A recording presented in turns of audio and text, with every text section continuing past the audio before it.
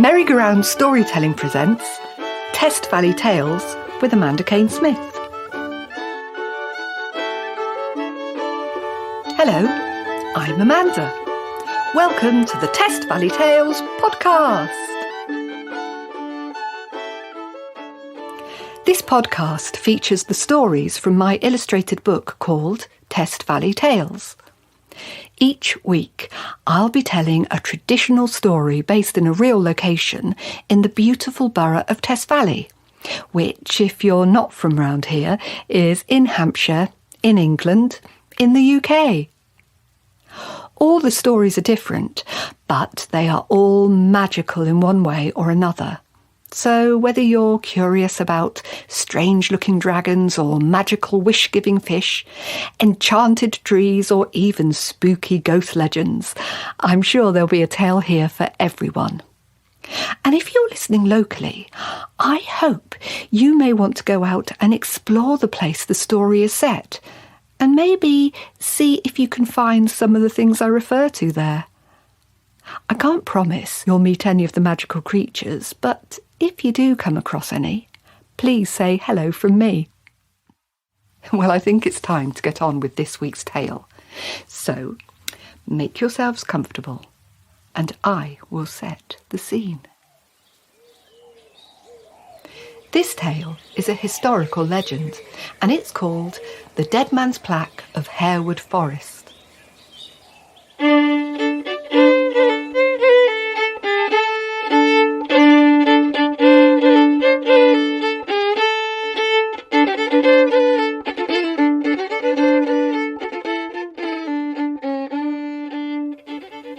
Halfway along the Middleway, which lies between Picket 20 and Longparish, there is a small wooden stile hidden in the hedge. Climb over this stile and walk across the sloping field. At the top, you will find a path. That will take you into Deadman's Plack copse. Here, as legend has it, the Saxon king Edgar killed his friend Ethelwald while hunting for deer, all for the love of the beautiful Elfrida.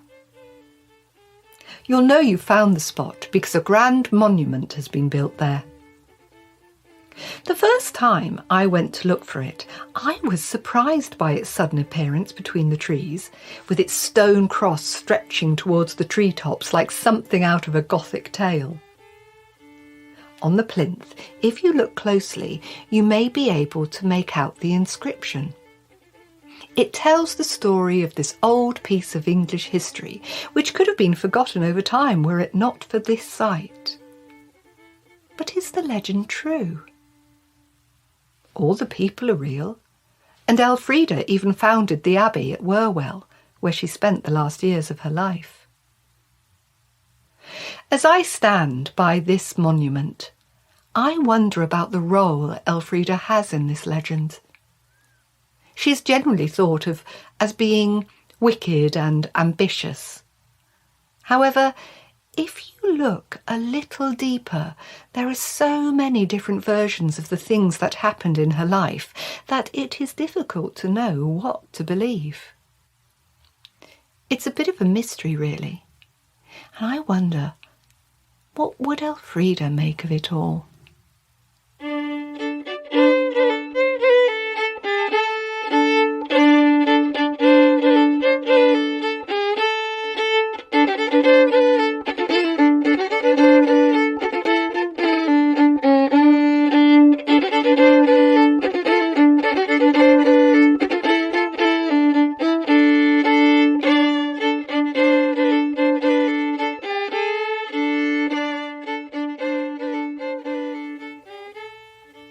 Elfrida picked up the bronze mirror and looked at her reflection.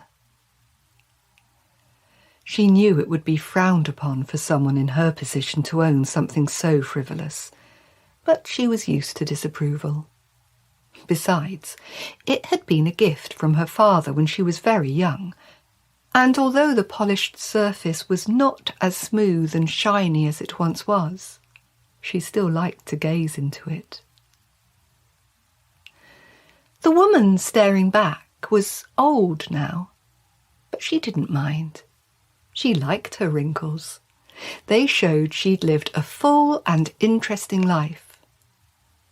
There were things she regretted and wished she had done differently, but she doubted it would have made much difference. She thought about that fateful day when her stepson Edmund had visited her at Corfe Castle, and how it was rumoured that she'd handed him a drink and then killed him with a knife. It wasn't true, but people believed what they wanted to believe about her, and she was resigned to that. Elfrida looked at her eyes and how cloudy and watery they had become, but thought they still had a tiny spark of that brightness they'd once had. She smiled and put the mirror down. Outside, she could hear a horse's hooves cantering into the courtyard. She went to look and saw a monk dismounting from the horse. There was probably some abbey business she would need to attend to, but it could wait. Someone would come and get her if she was needed. It had been many years since she had ridden a horse. She used to love riding, although she never felt as free doing it as when she was able to gallop across the moor at her father's home in Devon. But that had all changed the day Ethelwald came to visit. As she looked out of the window, she could see it had started to rain. Everyone was running to take cover, and a storm was brewing. She felt thankful to be in the warm, with the fire crackling in the fireplace. She walked over to it and pulled up a chair, and as she looked into the flames, her mind drifted back to the day that Ethelwald had arrived, when she had been young and was thought to be the most beautiful woman in England. She remembered she had just returned from a wonderful ride on the moor when he had been announced. She was used to receiving visitors from the King's court, but this time there seemed to be so much fuss and ceremony she knew he must be important. "He is one of the King's closest friends," her father had said, before telling her to change into her finest clothes to meet him in. "And make sure you are on your best behaviour," he'd said, knowing how outspoken she could be.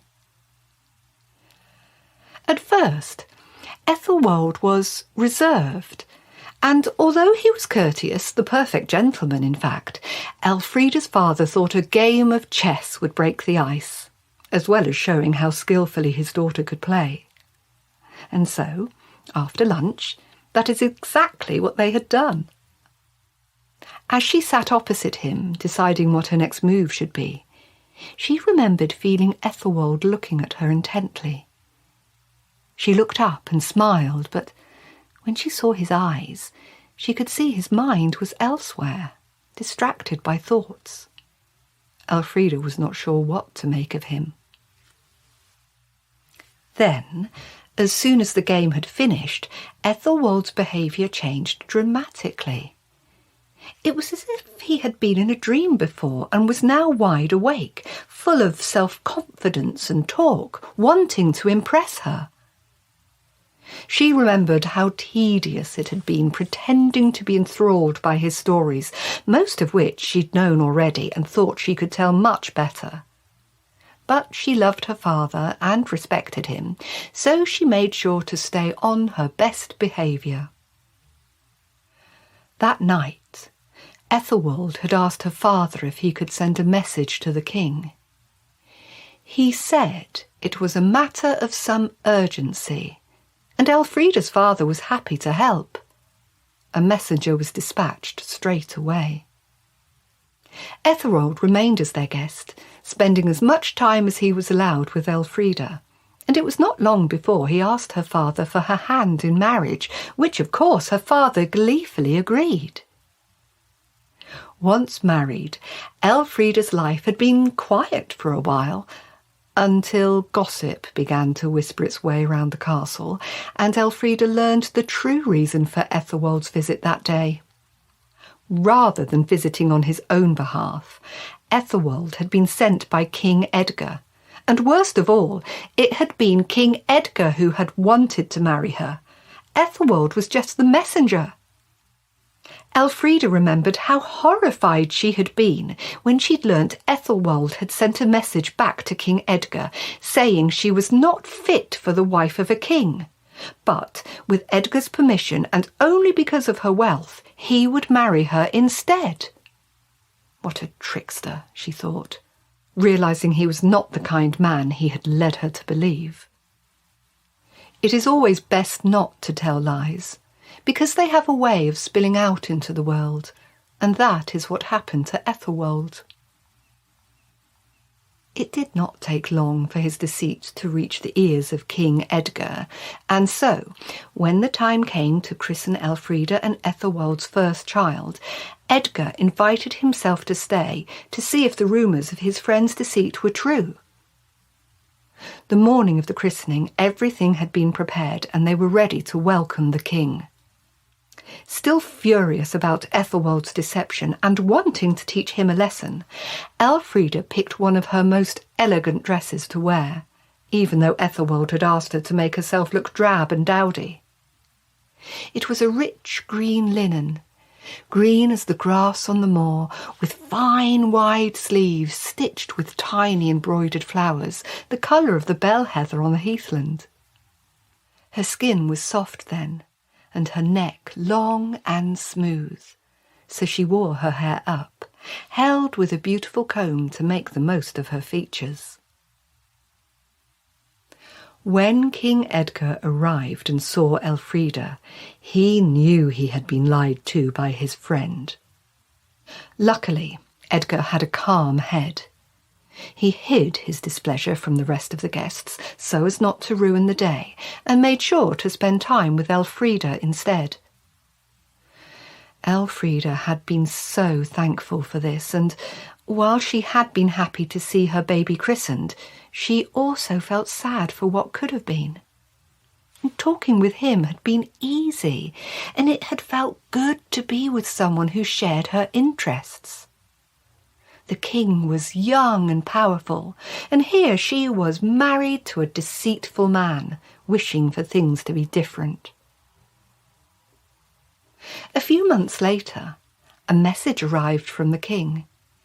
He would be staying at his royal hunting lodge in Andover, and they had been invited to join him for a hunting party in Harewood Forest.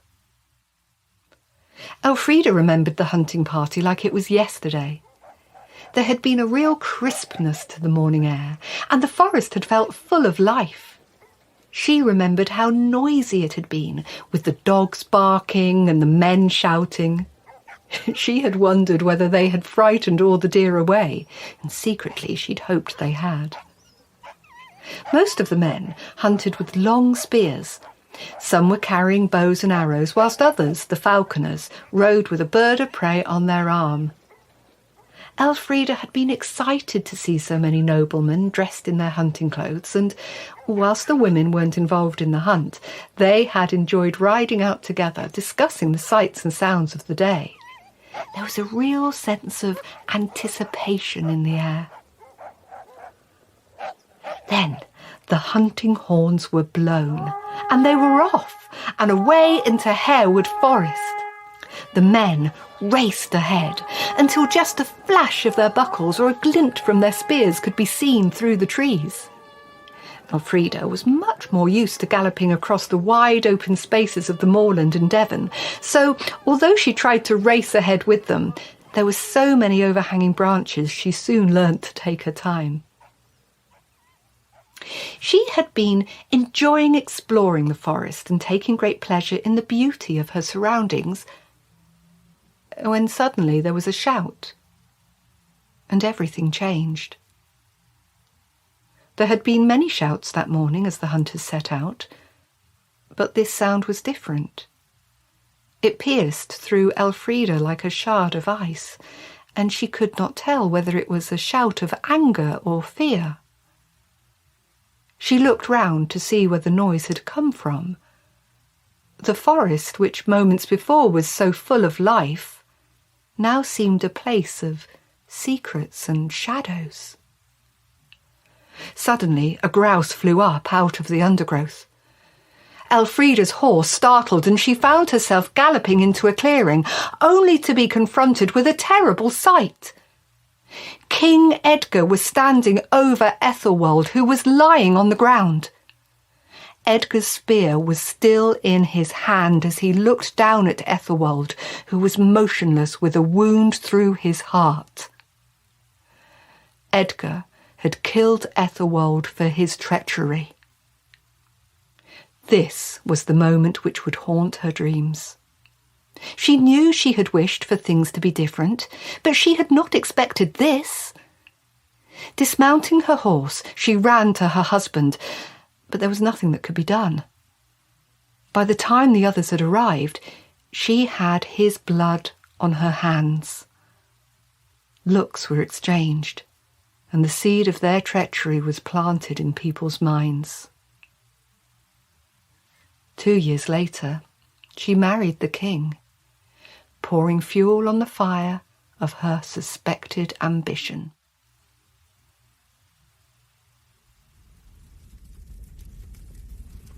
Elfrida looked away from the flames and back to the window. What was she supposed to have done, she thought. She was young and had not wanted to live her life as a widow when her life had only just begun. Besides, she and Edgar had loved each other, and during their reign had worked together successfully, creating peace across the land. Elfrida felt she had become the straightforward, strong-minded woman she always knew she could be. And as for her beauty, well, they say beauty is in the eye of the beholder, so she had little control over how others viewed her. She often wondered, however, whether there would have been so much fuss and suspicion surrounding her life if she had been a man. Suddenly there was a shout from the courtyard. Elfrida froze for a moment, fearing the worst, as she always did. She ran to the window and looked down. It was still raining, and the wind was blowing, causing chaos with the fallen leaves. The rain had made the flagstones slippery, and she realised the shout had come from the monk she had seen arrive earlier. He must have been preparing to leave when he had slid over the wet surface and lost his balance, letting go of a pile of parchment papers he was carrying. The monk was trying to grab them, but the wind had other ideas, and parchment was now swooping through the air this way and that like a flight of doves. The poor monk was such a comical sight as he skidded and skated, grabbing all that he could, that Elfrida began to laugh. Her eyes twinkled with a youthful mischievousness. She turned away and was about to sit by the fire when there was a knock at the door. No rest for the wicked, she thought. "Come in."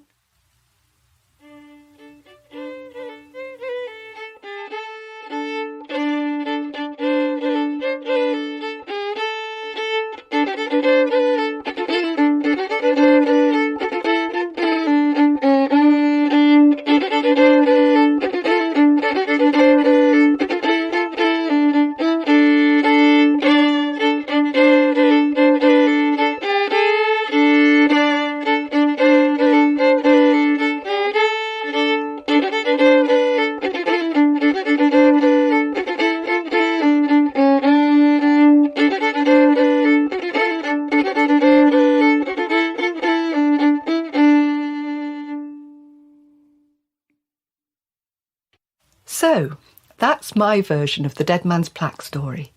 And if you have heard this legend before, you'll know that it's not usually told from Elfrida's point of view. I suppose it just goes to show how different the same story can be, depending on who is telling it.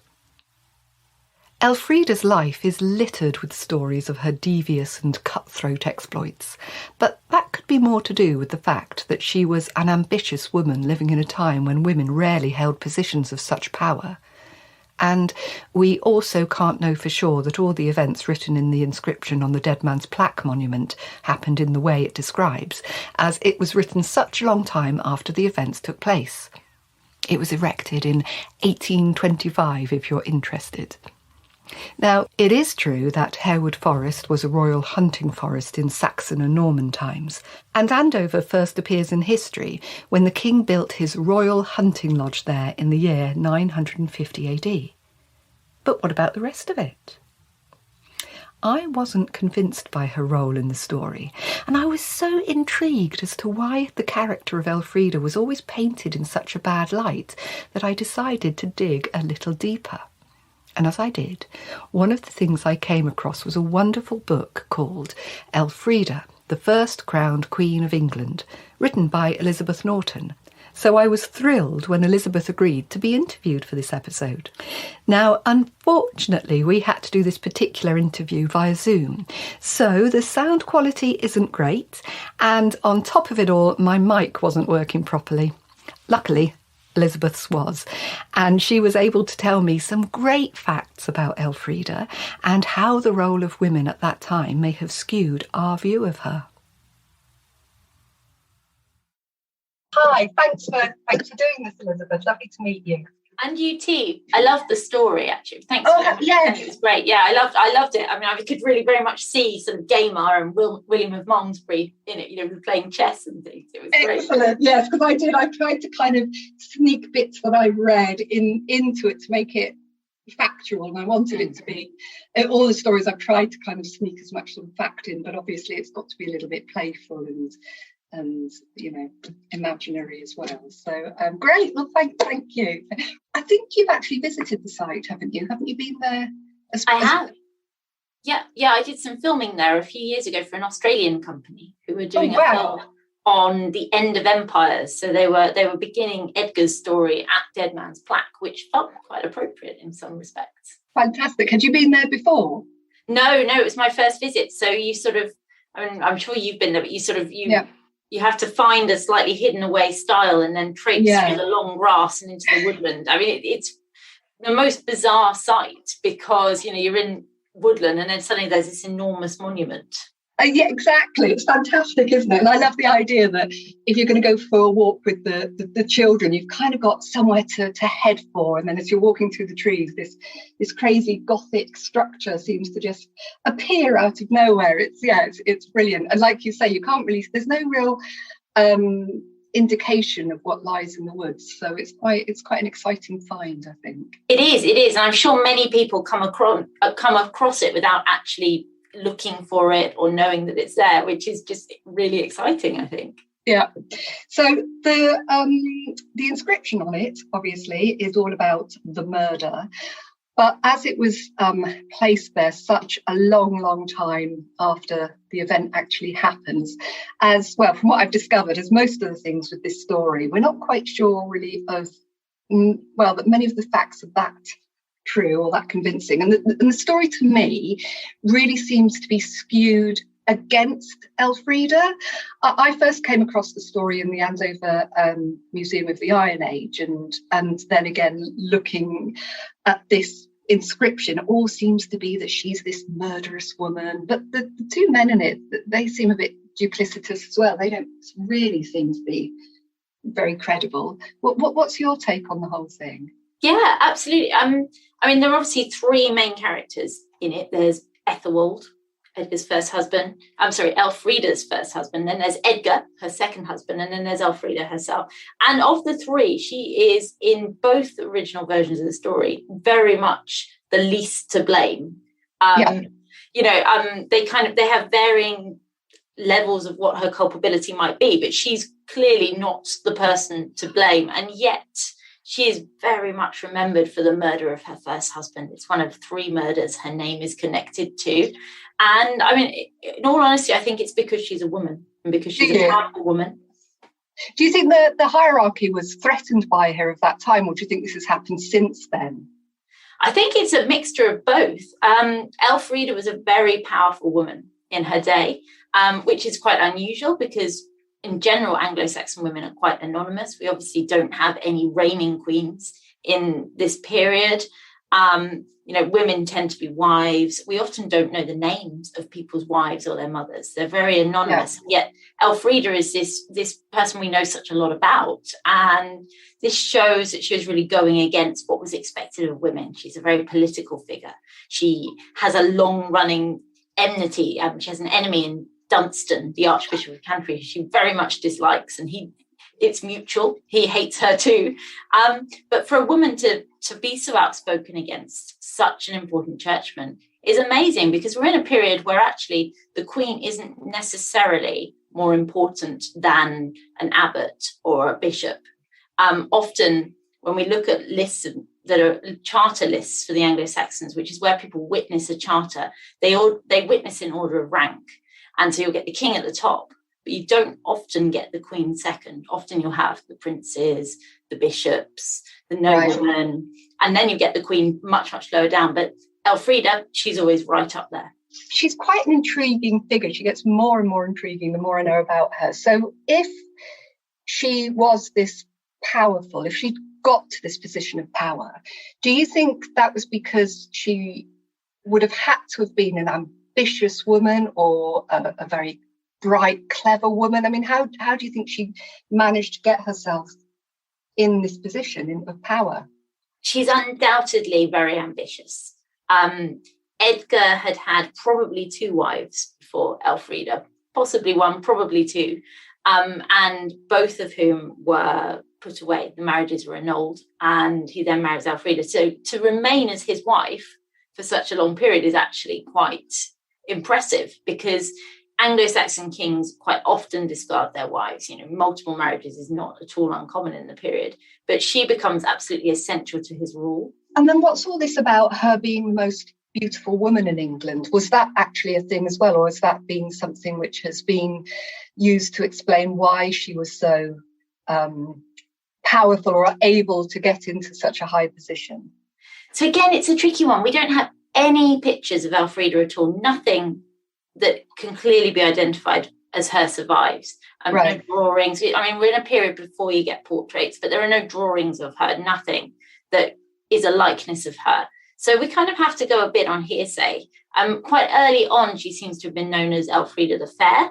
So that suggests she was beautiful. But again, that's quite a common nickname for royal or upper class women in the period. King Harold had a mistress called Edith Swanneck, for example, because she apparently has such a lovely long white neck. So, it's quite common to praise royal women by calling them fair or beautiful. So the hints we know about Elfrida, she seems to have been beautiful. All the sources suggest she was. She may have been quite tall. Her brother was apparently practically a giant. Really? Surviving sources. So, I mean, I kind of, in my head, I imagine Elfrida as this sort of statuesque, quite tall, very sort of composed figure, very, very striking. And I think that's probably a fair assessment from what we know in the sources. And stories seem to abound about her, and they seem to become part of folklore and mystery. And didn't stories start to become a little bit outrageous? I'm sure there were some stories about her, using magic. Is that right? Yeah. So where Elfrida's concerned, medieval people were prepared to believe a lot. So folklore very much builds up around her, largely because she is such a powerful and domineering figure. People either loved her or they hated her, and many, many people hated her. There's one later account that I'm always particularly fond of because it's just so crazy. And it's preserved in the archives at Ely. And the abbot of Ely was riding through the forest one day on his way to court when he needed a wee. So he hopped off his horse and went and found a tree, because of course there are no toilets in the forest. While he was standing at his tree doing his business, he looked up and he spotted the Queen, Elfrida, using magic to turn herself into a horse. She then notices the abbot watching her. But for the moment, the incident rests. They both go their separate ways. Unfortunately, they're both going to the court. He arrives at the court and Elfrida immediately summons him to her rooms. And he's really quite worried because obviously he'd seen this witchcraft. But he goes because she's the Queen. And when he's there, Elfrida has her ladies heat up pieces of leather, straps of leather, until they're red hot, and then uses them to murder him. So this is quite a story. Yes, absolutely. So another murder, just to add to her tally, so that makes 3. I mean, this one is clearly the maddest and most implausible. There's, I mean, I think we can safely say there's nothing in this one, but it does show what people are prepared to believe, because it's written down, but it's a mark of just how black her reputation has become, that she's now not only a murderer, she's also a witch. And so I suppose being a witch would be a great way to discredit someone at that time. And suppose if you're going to try and turn somebody against somebody, you're going to try and concoct as many stories as you possibly can. The one which is the well-known one, the other one when she's supposed to have killed her stepson.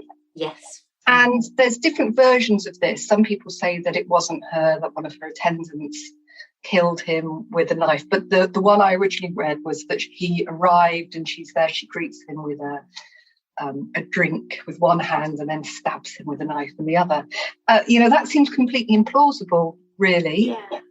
I mean, I think this is the one murder that, I mean, it definitely happened. Edward was definitely murdered. So of the 3 that Elfrida is connected to, this is the only one that was definitely a murder. And right. She certainly has some level of involvement. I think it's difficult to entirely exonerate her from it, but I certainly, she's not, she's very much not holding the cup and stabbing him herself. The earliest account merely says he was slain at Corfe, and the earliest accounts, they blame Elfrida and her son Ethelred for failing to track down and prosecute the murderers, to get revenge on the murders, and that's what they blame them for. They don't blame them for actually committing the murder. So do you think it was probably a supporter of hers who did it, and then she ended up getting the blame? Yeah, I mean, she clearly had the most. She and Ethelred clearly had the most to gain from the murder. No doubt about it. And of course, Ethelred's just a child. But I mean, I think she certainly didn't carry out the murder with her own hand. So no early sources at all place Elfrida actually greeting him at Corfe. Right. It only comes a bit later. But the first account to blame her is from the early 11th century, and that says that he was killed by a stepmother's deceit or a stepmother's guile. It's clearly carried out by some of her supporters, and right. It's clearly carried out for Ethelred's benefit. She may well have known what was going to happen. I think the jury is out on that, if I'm honest. But that doesn't make her this wicked queen in a way, does it? Because I think there's lots of murders and things going on at that time. It doesn't seem. Yeah, there are a lot of Anglo-Saxon princes that die suddenly. The Anglo-Saxon Chronicles suddenly say, they were defeated in battle and then they died. And you kind of get the sense that there maybe was a bit more murder going on. I think finding out that she was the mother of Ethelred the Unready was quite a cool thing for me, because obviously I think most of us have heard of Ethelred the Unready because it's such a great name, and in school we hear that name bandied about. So to find out she was his mum made me think, oh gosh, she is a real person. But I always thought unready meant, just not very ready to succeed towards the throne, but it actually didn't mean that. It had a different meaning. Yeah, that's right. It's actually a pun. It's a bad translation. Actually, it's Ethelred Unred, and it's a pun on his name. So Ethelred means noble counsel. Ethel is noble, red is counsel. Right. Because Anglo-Saxon names almost always have 2 elements to them, and they kind of put together the name, the words to make a phrase. So Ethelred means noble counsel, and Unred means no counsel. So they're basically calling him noble counsel, no counsel. Basically means he's stupid. He's being called, saying that he's stupid because he's just got no, he should be sort of clever and wise, and actually he's really stupid. He's got no counsel, nothing going on in his head. That seems a bit harsh. How old was he at this time when he? Yeah, he's about 9-ish when he becomes king, 9 or 10. His mother is very much in charge for the first few years of his reign, and before he attempts to assert himself, he sends her away from court. And actually, it's a disaster. when he sends Elfrida away. It all starts to go a bit wrong, really. The Vikings arrive. He doesn't reign that well. He eventually calls her back and starts to try and kind of fix things a bit. But I mean, he's not a great ruler. Right. So we should, before we finish, quickly just go back to the story itself, the Deadman's Plack story, which obviously we just heard. And well, we've got Harewood Forest, we have a murder, we have these two men who are fighting over this beautiful young woman. How much of this story do you think is true, is, I don't know, fantasy? Is there any truth in the Deadman's Plack story? There is and there isn't, I think. The accounts of the murder are much, much later, sort of 200, 300 years after the events.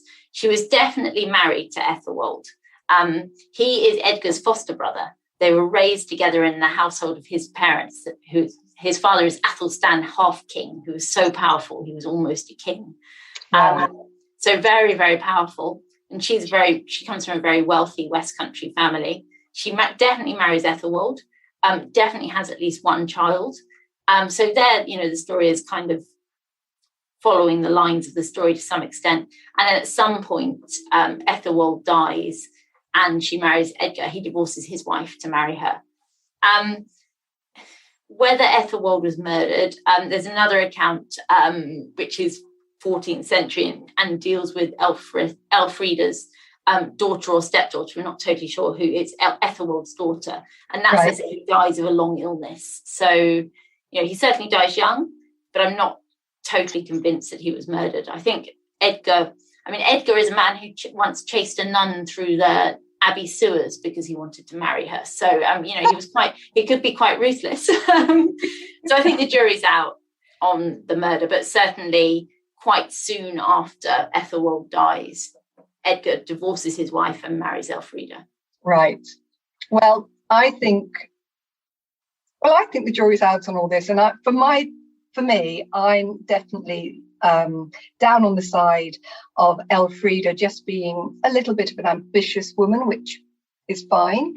And I think it sounds a bit like the hierarchy at the time were just a little bit intimidated by her, and that's where all these stories come from. But it's been absolutely fascinating speaking to you today. Thank you so much, Elizabeth, for joining me. And well, you've written lots of books like this, all these wonderful, interesting historical books, which are just fantastic. So I think if anybody's interested in reading any more of Elizabeth's books, well, can you just tell us a little bit about where we can find them? Are they available online or what? Yeah, you can get them online. You can get them in bookshops. They're often in Waterstones and sort of local independent bookshops. My most recent one is called The Lives of Tudor Women. So, I'm more often write about a later period in Elfrida. I was just so struck by Elfrida's story that I wanted to tell it, really. I've also written a book called England's Queens, which kind of has sort of short biographies of all the queens of England, right from the early Saxon period right up to the current queen, Elizabeth II. Okay. But you can find them online and in bookshops. Brilliant. Right. Well, Elizabeth, thank you so much for joining us today. It's been an absolute pleasure to speak to you. Well, thank you very much for having me. It's been really good fun. Thank you. All right. Bye-bye. Bye. Well, that's it for this episode. I hope you enjoyed the tale and the facts behind it as much as I enjoyed discovering them and writing the story. Thank you for listening. Test Valley Tales is an Arts Council funded project and part of Test Valley Arts Foundation Borough of Culture legacy projects. You can find all sorts of project resources on my website at www.merry-go-roundstorytelling.co.uk/Test Valley Tales.